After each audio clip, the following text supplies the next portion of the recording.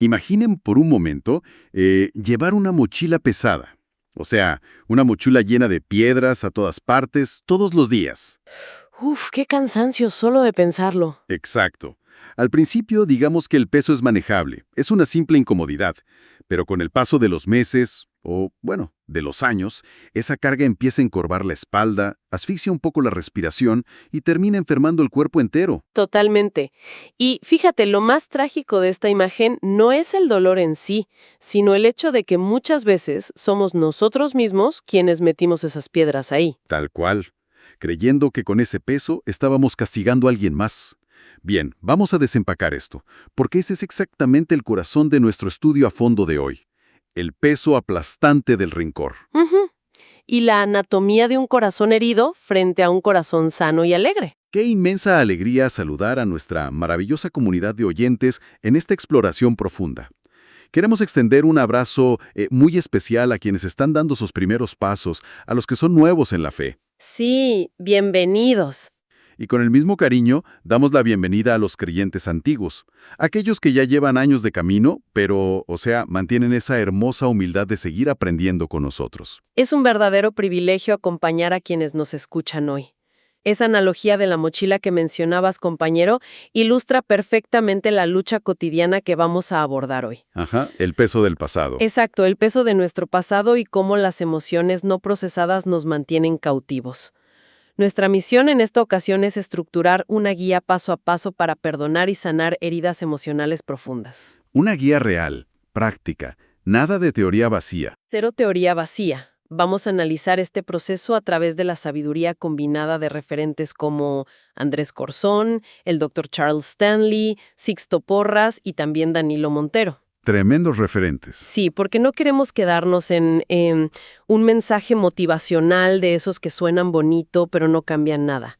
Queremos entender la mecánica del perdón, por qué el cerebro humano se aferra tanto al trauma y cómo el perdón diario actúa como una medicina espiritual. Y queremos que toda esta comunidad sea parte activa de esta conversación. Así que por favor, dejen sus comentarios abajo. Compartan cómo este tema ha tocado sus propias vidas.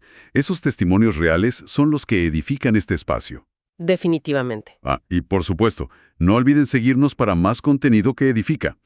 Ahora, para empezar con este diagnóstico del alma, creo que debemos observar cómo reaccionamos ante nuestras propias alertas internas, ¿verdad? Ujú. Porque, o sea, muchas veces tratamos a nuestras emociones como si fueran interrupciones súper molestas, en lugar de verlas como lo que realmente son. Y ahí es justo donde la perspectiva de Andrés Corzón nos ofrece una base brillante. Él plantea que las emociones no son nuestras enemigas, ni tampoco debilidades que tengamos que esconder por debajo de la alfombra. Claro, a veces en la iglesia se enseña eso de no sientas enojo, está mal. Tal cual, pero en realidad funcionan exactamente como el panel de control de un avión, o digamos los indicadores luminosos en el tablero de un automóvil. ¡Wow! El panel de control. ¿Sí? Son sensores diseñados por Dios para avisarnos qué está pasando en la profundidad de nuestro corazón. El problema real surge cuando en lugar de leer el indicador, decidimos ignorarlo o peor, taparlo. O sea, esa imagen del panel es muy reveladora. Es literalmente como cuando se enciende la luz de revisar motor en el auto. Ajá, el famoso check engine. Exacto. A ver, nadie en su sano juicio le pone una cinta adhesiva negra encima para dejar de ver la luz y sigue conduciendo como si nada. Bueno, algunos lo hacen, pero terminan mal. Sí, el motor eventualmente va a colapsar, eso es un hecho. Sin embargo, con nuestra salud emocional hacemos exactamente eso. Sentimos angustia, sentimos ira o un resentimiento fuerte. Y en lugar de levantar el capó para ver qué pieza está rota, pues nos llenamos de trabajo. Nos distraemos, sí. Nos hiperocupamos para tapar esa luz de advertencia. Precisamente. Y Corzón hace un contraste muy agudo sobre los resultados de ignorar esas alertas. Él describe dos estados fundamentales que debemos entender. Por un lado está el corazón herido, que se caracteriza por estar endurecido. Como una piedra. Exacto.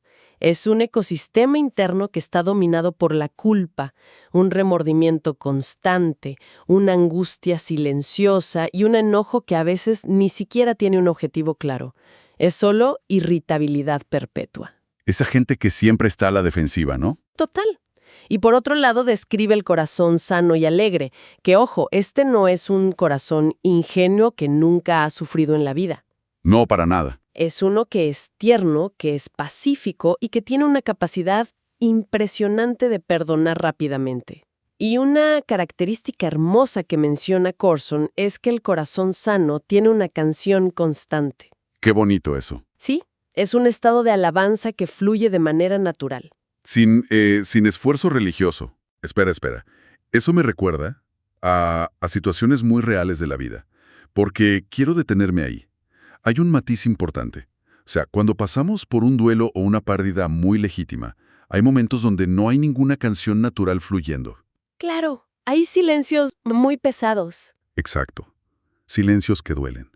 Entonces, explícame más sobre eso. ¿Cómo diferenciamos, en el día a día, una tristeza natural o un proceso de duelo válido de una herida profunda que ya se infectó y requiere atención urgente? Bueno, esto plantea una pregunta importante. Y para responderla, necesitamos incorporar el análisis clínico y también espiritual del Dr. Charles Stanley. Él explica que la gran diferencia radica en la solidificación del dolor. Solidificación. Sí. Una tristeza natural fluye, cambia y con el tiempo se procesa. Pero una herida que no se trata mediante el perdón no desaparece, muta. El Dr. Stanley usa un término muy gráfico. Dice que la falta de perdón se convierte en cemento en la mente. Cemento en la mente. ¡Wow! Esa no es una metáfora ligera, amiga. Si pensamos en cómo funciona el cemento en la vida real, al principio es una mezcla líquida. Es maleable, ajá. Totalmente maleable. En los primeros días, después de una ofensa terrible, el dolor se puede moldear. Todavía se puede hablar del tema, se puede llorar, se puede procesar con un amigo. Pero si se deja reposar sin intervenir, ocurre una reacción química. Se vuelve duro como la piedra. Exacto. Y para quitarlo después, literalmente hay que usar un martillo neumático. Es muchísimo más doloroso. Es que exactamente esa es la mecánica psicológica. Ese cemento congela las emociones. Neurológicamente, cuando albergamos rencor prolongado, nuestro cerebro crea caminos neuronales de autodefensa tan rígidos, pero tan rígidos que perdemos toda la flexibilidad emocional. Nos quedamos atrapados. Sí.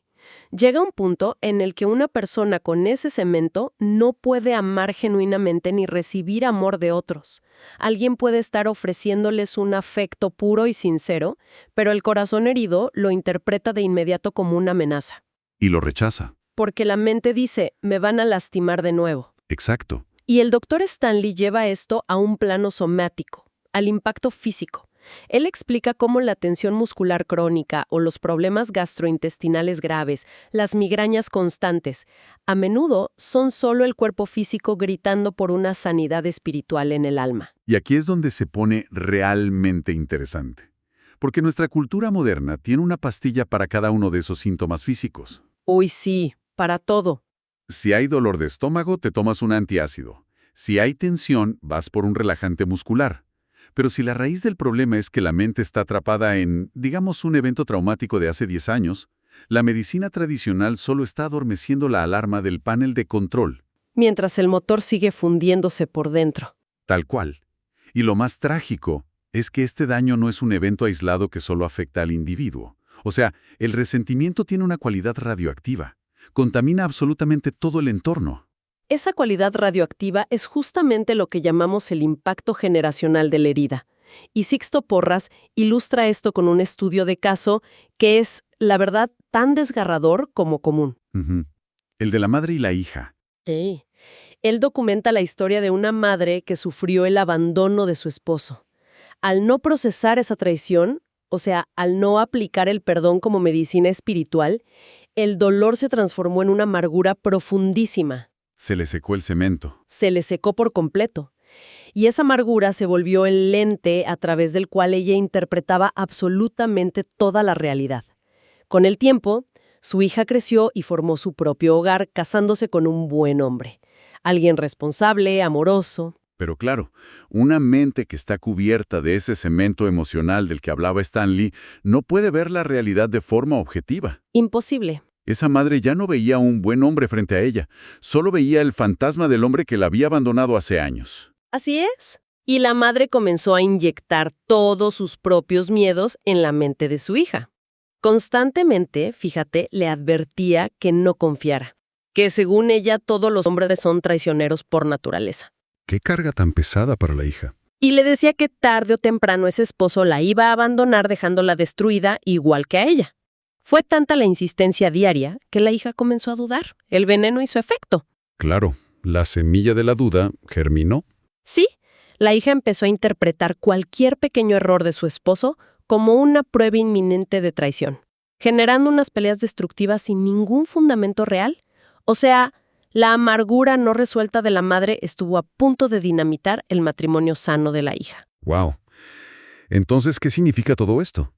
Que la fantasía de la venganza es quizás el mayor fraude emocional que existe. Totalmente un fraude. Porque cuando alguien nos lastima, la mente natural nos grita que aferrarnos a ese odio es una forma de justicia.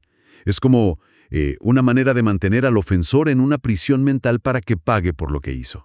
Pero la cruda realidad, como siempre vemos, es que muchas veces el ofensor está viviendo su vida con total tranquilidad. A lo mejor ni siquiera recuerda el incidente. Exacto.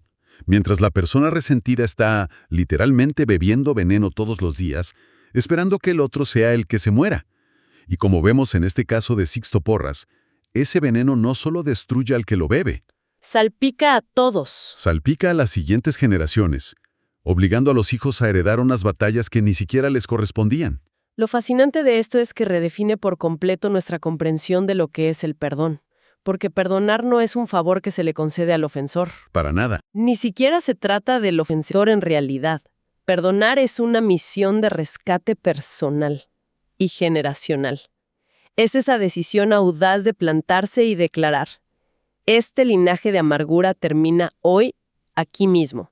No voy a heredar este dolor a quienes vienen después de mí. Amén a eso.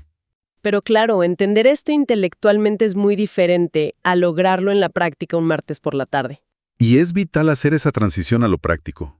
Así que, si en nuestra comunidad de oyentes hay quienes se sienten estancados en sus vidas, reviviendo, no sé, conversaciones dolorosas en su cabeza a las 3 de la mañana, escuchen este siguiente punto, porque es clave para el crecimiento de ustedes. Es el núcleo de la sanidad. Sí, porque no queremos dejar este estudio en un plano teórico. Vamos a agrupar esto en tips para la vida diaria, herramientas y tácticas reales para aplicar hoy mismo, porque la renovación de la mente requiere acciones súper intencionales. Abordemos primero el tremendo desafío de la falta de cierre. A menudo, el mayor obstáculo para perdonar es que el ofensor ya no está disponible, ¿verdad? Claro, a lo mejor falleció o se mudó. Exacto, falleció, desapareció, o es una persona con la que sería psicológicamente muy peligroso retomar el contacto. Para estos casos, el Dr. Charles Stanley propone el primer tip práctico, una técnica terapéutica conocida como la silla vacía o la carta quemada. A ver, cuéntame de eso. La instrucción es buscar un espacio totalmente a solas, colocar 2 sillas frente a frente, sentarse en una y visualizar al ofensor sentado en la otra. Uy, espera. Eso me suena a un ejercicio de confrontación que, no sé, podría generar más ansiedad. Explícame más sobre la mecánica de esto. ¿Qué se supone que debe ocurrir frente a esa silla vacía? Entiendo por qué suena intenso, pero el propósito es la exteriorización del trauma. Verás, cuando la herida está solo en la mente, da vueltas en un bucle infinito. Al verbalizar el dolor frente a esa silla, expresando toda la ira, la gran decepción y el daño exacto que se sufrió, se está sacando el trauma del subconsciente a la realidad. Lo estás materializando, digamos. Exacto. Y el paso culminante no es simplemente quejarse ahí un rato, es declarar el perdón en voz alta. ¡Wow! No porque la silla vacía lo merezca, sino anclando esa decisión en el perdón inmerecido que Cristo ya nos proveyó en la cruz.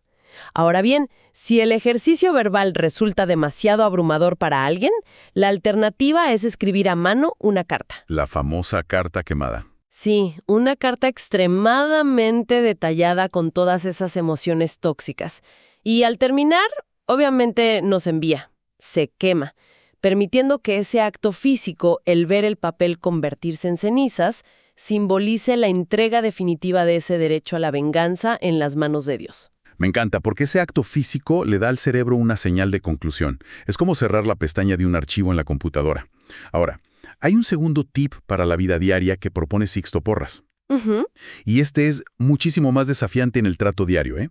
La instrucción es bendecir al ofensor. Y aquí quiero hacer una pausa crítica. A ver. Porque, espera, eso me recuerda a muchas conversaciones en las iglesias donde esto puede sonar a una especie de positividad tóxica o, peor aún, a permisividad frente al abuso. Claro, se malinterpreta muchísimo. Exacto. Si una persona sufrió un maltrato grave o un abuso continuado, decirle simplemente tienes que bendecir a tu ofensor, o sea, no corre el riesgo de invalidar su trauma o hacerle creer que debe permitir que esa persona vuelva a entrar a su vida. ¿Cómo diferenciamos el perdón verdadero de la falta de límites? Esa es una distinción absolutamente fundamental para la salud mental. Fíjate que perdonar y reconciliarse no son sinónimos. Para nada. No lo son. El perdón es un proceso unilateral e interno. Se requiere de una sola persona para perdonar y liberar su propia alma de ese peso. La reconciliación, en cambio, requiere de dos personas e incluye un arrepentimiento genuino y la reconstrucción lenta de la confianza. O sea, yo te perdono desde lejos, pero no te invito a comer a mi casa. Exactamente. Bendecir al ofensor no significa invitarlo a cenar, ni permitir que te siga causando daño. Poner límites firmes e incluso denunciar un delito ante las autoridades es completamente compatible con el perdón cristiano. Eso es liberador escucharlo. Lo que Porras sugiere al decir bendecir es utilizar la oración diaria como un bisturí. Un bisturí, wow. Sí, para extirpar el odio de nuestro propio interior. Cuando el recuerdo doloroso ataca en medio del día, en lugar de alimentar la fantasía de venganza, decides orar por el bienestar espiritual de esa persona. Es un ejercicio de disciplina mental. Y no porque nazca del corazón en ese momento. Para nada. Se repite no porque se sienta bonito, sino como un tratamiento médico. Hasta que la obsesión se rompe y la paz reemplaza el enojo. Es como reprogramar el reflejo natural.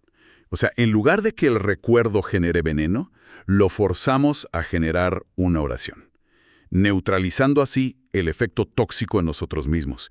Y esto nos lleva de hecho al tercer tip para la vida diaria. Que es espectacular. Es una estrategia preventiva fabulosa que aporta Andrés Corzón, el checklist del fruto del espíritu. Él sugiere tomar el pasaje bíblico de Gálatas capítulo 5, donde se enumeran virtudes, ¿no? Como el amor, gozo, paz, paciencia, benignidad, bondad, fe, mansedumbre, templanza. Pero usarlo no como un poema inspirador para poner en la pared, sino como un inventario psicológico y espiritual cada mañana. Exacto.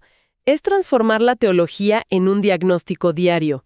Corzón propone que, de la misma manera que alguien, no sé, se toma su suplemento vitamínico diario para estar fuerte, se haga esta revisión durante el tiempo de oración matutino. Es enfocarse en identificar y transformar sentimientos negativos específicos usando la oración diaria. Sí, esa es la verdadera medicina espiritual para el alma. La persona se detiene y se pregunta, a ver, ¿qué indicador está parpadeando en mi panel de control hoy?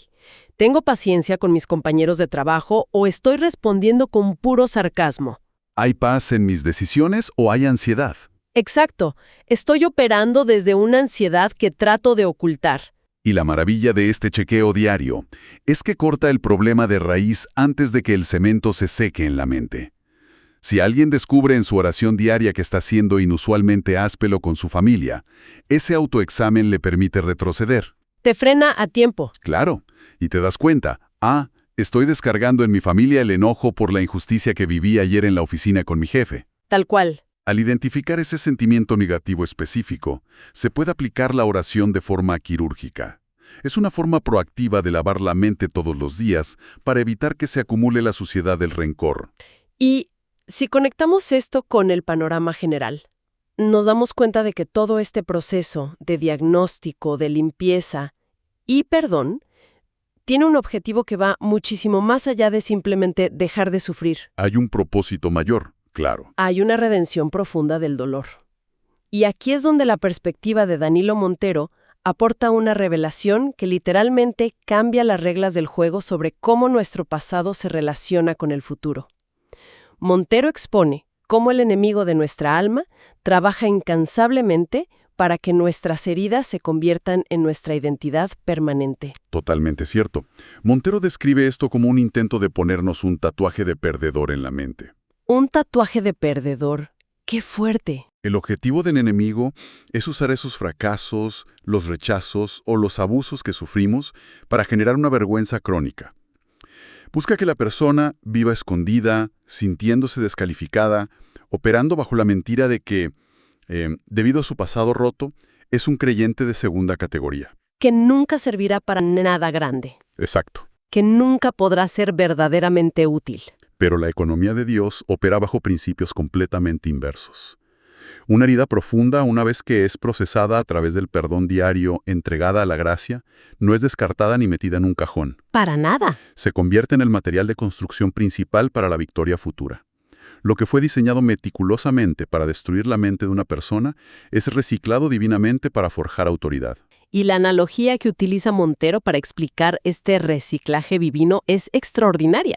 O sea, es la historia de la espada de Goliat. Cuéntales esa historia, es buenísima. Si recordamos el relato bíblico, David derrota al gigante en su juventud, pero años después el escenario es totalmente distinto. David está huyendo por su vida porque el rey Saúl, que estaba cegado por los celos, quiere asesinarlo. Estaba en su peor momento. Sí.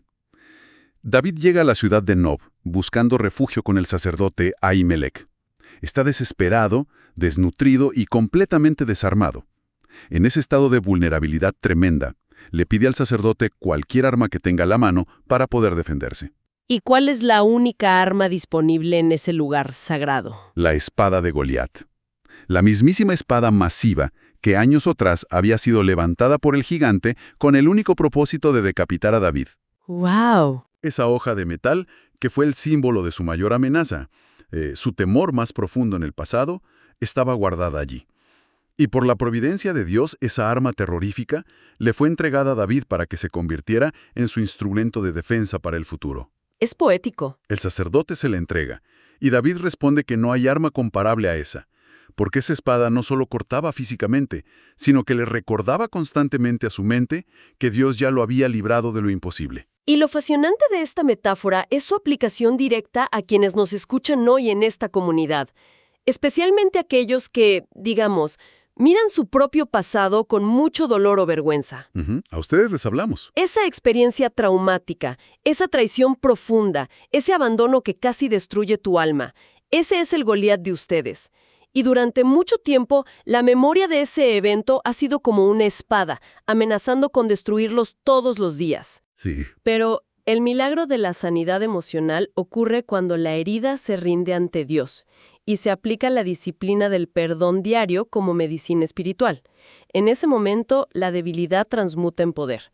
La experiencia del dolor se convierte en la mayor credencial de empatía. Es el concepto de crecimiento postraumático, pero elevado a un nivel espiritual. Piensen en esto.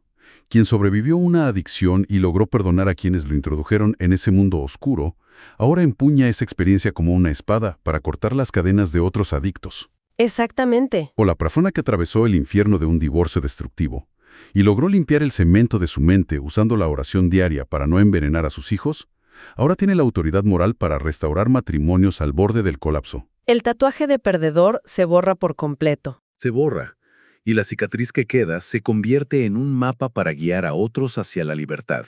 Y, compañero, esto requiere mucha valentía. Exige que dejemos de intentar proyectar en la iglesia una imagen de perfección religiosa que no existe. Que agota, además. Sí, agota muchísimo. Requiere que permitamos que nuestras historias de redención sean visibles, porque es en el contraste entre el fango del que fuimos sacados y la paz en la que ahora caminamos donde reside el verdadero poder para transformar la sociedad. Totalmente. Haciendo un recorrido rápido por todo lo que hemos desempacado en este estudio a fondo, comenzamos reconociendo que nuestras emociones son ese panel de control que no podemos ignorar. Así es. Analizamos el contraste crítico entre un corazón endurecido por el cemento del rencor y un corazón sano y alegre que mantiene su flexibilidad emocional. Comprendimos también que la amargura es un veneno que destruye el legado de las próximas generaciones. Y, lo más importante, nos armamos con tips para la vida diaria. La necesidad de exteriorizar el dolor, la disciplina de orar por quienes nos lastimaron y el uso del fruto del espíritu para identificar y transformar sentimientos negativos apenas intentan echar raíces. Todo esto entendiendo que el perdón es nuestra medicina espiritual para el alma. Una medicina innegociable que transforma la herida de ayer en la espada que nos dará la victoria mañana. Y bueno, antes de despedirnos, queremos dejar a la comunidad con un pensamiento final. Una idea un poco provocadora para meditar durante los retos de esta semana. A ver, Si es cierto que la espada que una vez intentó destruirnos es la que Dios usará como nuestra mayor herramienta de rescate, ¿qué pasaría si consideramos la posibilidad de que esa persona que tan profundamente nos ha lastimado sea, en el misterioso diseño de la gracia, el instrumento exacto que Dios está usando para desarrollar en nosotros un nivel de paciencia y empatía inquebrantable? ¡Wow! ¡Qué perspectiva! Capacidades que jamás habríamos adquirido en la comodidad. ¿Qué tal si esa ofensa es el fuego necesario para forjar el carácter de Cristo en nuestro propio corazón? Es una perspectiva que confronta muchísimo nuestro ego, pero que inunda de un propósito trascendental hasta la lágrima más amarga. Para sellar este tiempo juntos, queremos elevar una oración por cada persona que nos acompaña hoy. Amén. Señor, te damos inmensas gracias por la profundidad de este tiempo y por cada persona que esté escuchando esto justo en el momento que más lo necesitaba. Te pedimos que derrames una fuerza sobrenatural para ayudarnos a romper y soltar ese cemento de amargura que intenta paralizar nuestras vidas. Rogamos que cualquier etiqueta de vergüenza plantada por el enemigo sea borrada ahora mismo y que nos otorgues la valentía para aplicar la medicina espiritual del perdón cada mañana. Llénanos de sabiduría para establecer límites sanos, pero mantén nuestros corazones tiernos y alegres. Pedimos guía, fortaleza y una paz inquebrantable para toda esta hermosa comunidad durante la semana que enfrentamos. En el nombre de Jesús, amén. Amén. Que experimenten esa sanidad profunda en cada área de sus vidas y que el gozo renueve sus fuerzas diariamente. Ha sido un honor inmenso compartir este espacio de crecimiento profundo. Sin duda alguna, amiga. Mantengan la mirada fija en el propósito, sin importar las circunstancias externas. Nos despedimos por hoy, recordando siempre nuestra identidad más profunda. Somos cristianos y caminamos juntos en esta fe.